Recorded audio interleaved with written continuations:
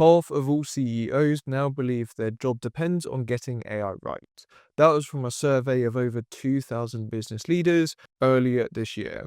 And the businesses that are seeing real results from AI, well, they all had one thing in common. They started with the strategy, not looking at it from a tool. My name's Alex, and I spent over 8 years in this space helping businesses with AI and automation. 6 of those being at Deloitte, working with some of the world's largest organizations, and for the last 2 years as an independent consultant and implementation expert working with businesses of all sizes. So the framework I'm going to walk you through today in theory, is what I've actually seen work. The problem is though, most businesses don't actually have one. And we're not talking about a 50-page document, we're talking about clear, practical processes for figuring out where AI fits in your business, where to actually start, and how to measure if it's actually working. So that's what we're going to be building today. A practical AI strategy framework backed by the latest research, but designed for businesses like yours. So here's where most businesses go wrong with AI.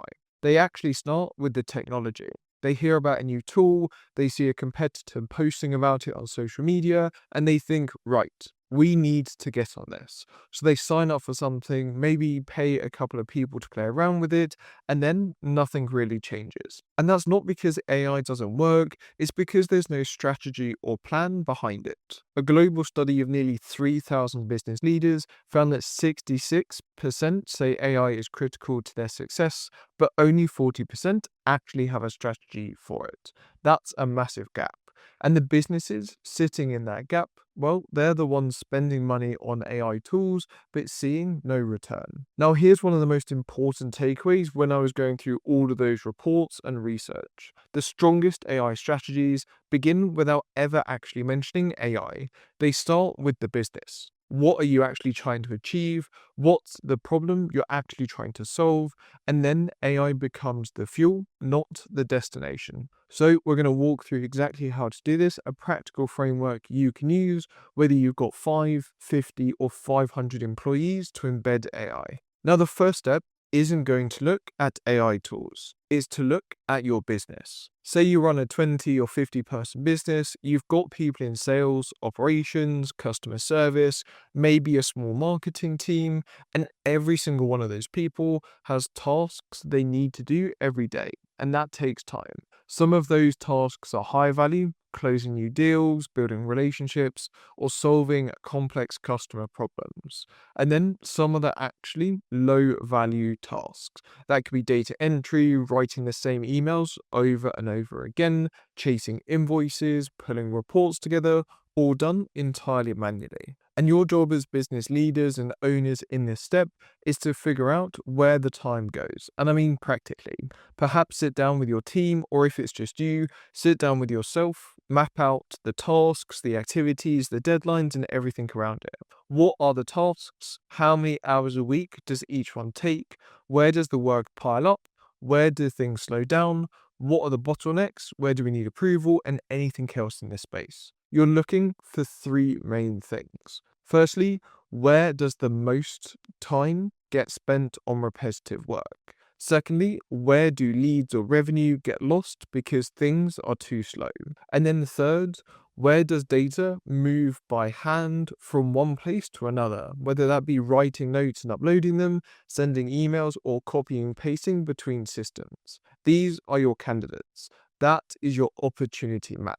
Now, I've actually got a full deep dive video coming on exactly how to run this audit with a spreadsheet and lots of templates you can use in the future. But for now, the key is this point. Don't skip this step. The businesses that get real value from AI are the ones that know exactly what problems they're trying to solve before they even look or touch at any technology. Now, once you've mapped out your opportunities, you might have 5 or 6 opportunities you can take advantage of. And the temptation is to try and do all of them at once. But please don't. Research from earlier this year showed that 76% of companies have actually deployed AI in 1 to 3 use cases. And here's the thing. That's not because of failure or a failure itself. That's actually the right approach when you're starting out. Just pick one to go after. And to pick the right one, you can use a simple grid. On one side, you've got impact, i.e., how much of a difference would this make to your revenue or your costs? And on the other side, we've got effort. How hard is it to actually implement and turn on this solution? You want the top left corner, high impact, low effort.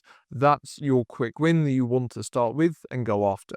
Now, what do quick wins actually look like for a lot of businesses out there? Well, we're talking simple things like turning on AI meeting note takers. So instead of someone having to manually spend 30 minutes after every call writing up notes and actions, especially in sales, AI can do this in real time for us. Next, we've got email drafting. First responses to customers, we can do responses to proposals or RFQs, and we can do follow-ups for potential leads. And then we've got customer FAQ handling, where AI can answer those repetitive questions that your team gets asked 20 times a day by customers.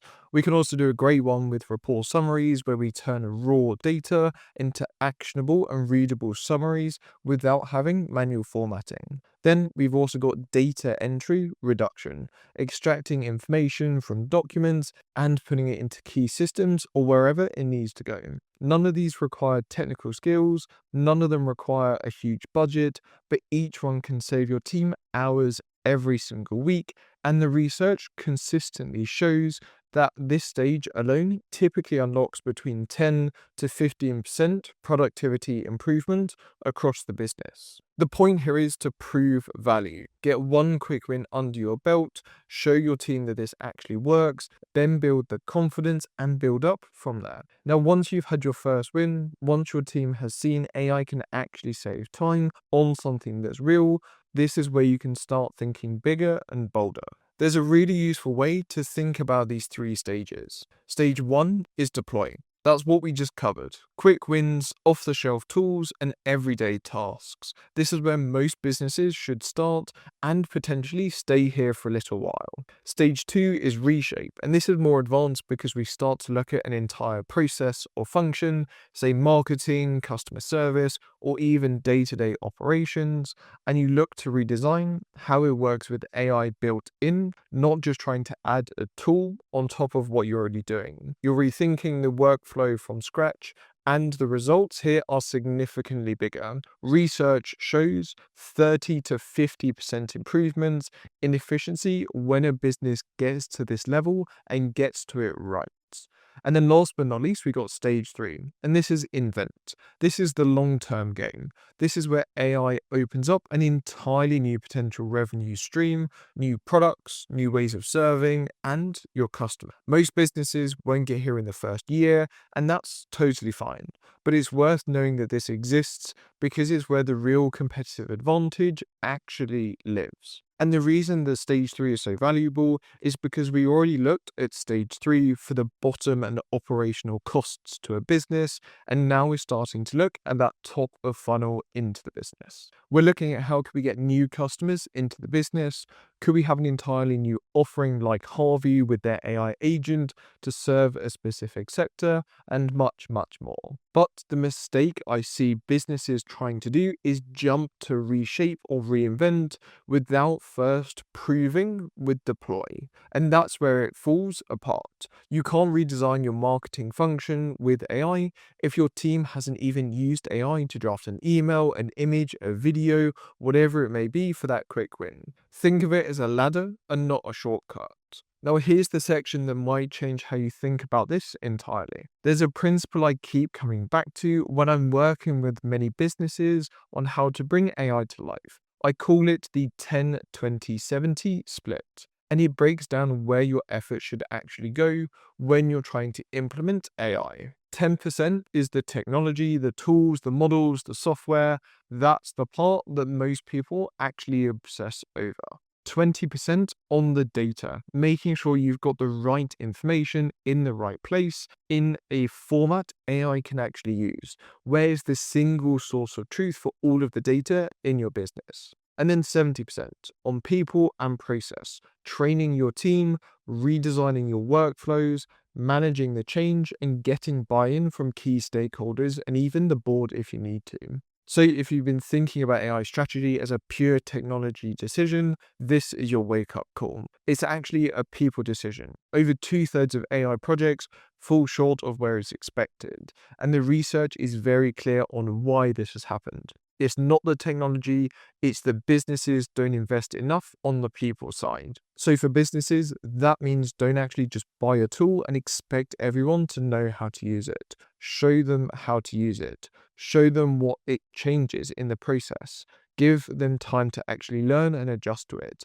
And most importantly, communicate why you're doing this and what it means for them. Bring them on that journey with you, and we can help you with that. And research across thousands of different businesses consistently show this point. The ones where the leader communicates a clear vision for AI are around 1.5 times more likely to achieve the outcome they want. And that's not a technology stat, that's a leadership stat. And if you're running the business or a senior business leader for your department or area, that is you. So let me give you something you can actually walk away with today around how to get AI embedded in your business successfully.